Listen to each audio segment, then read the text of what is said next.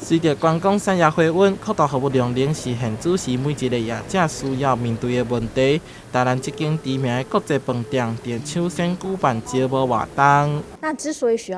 要做这个样的专场征才，其实就是因为在疫情后的时代，我们在人才招募上确实有遇到了一些困难。那我们想要在借由这个目前在疫后复苏，不管是生意面，我们也希望我们在人才的培育上面可以做一个很好的一个发展。那当然啦，透过跟就服中心的合作，还有我们这里馆内的人才，我们都希望可以到达三方的一面，因为让我们的求职者有一个稳定的工作，让我们有很好的人才，以及呢，让我们的就服中心可以让我们做的一个很好的媒合。这间国际饭店唔但开出高雅的新主，更制出非常好的员工福利，条件包含集团旗下8间饭店免费，以及海内外大房餐饮优惠。另外，员工更有机会申请转调海外。集团全球化的资源，甲同行相比更较有优势。目前的职缺释出其实真的蛮多的，举凡就是你想得到饭店的职缺其实都有。那我们今天比较主打，譬如说像是大家很熟悉的大概是不管是餐饮的内外场的服务同仁，还有我们的房务员、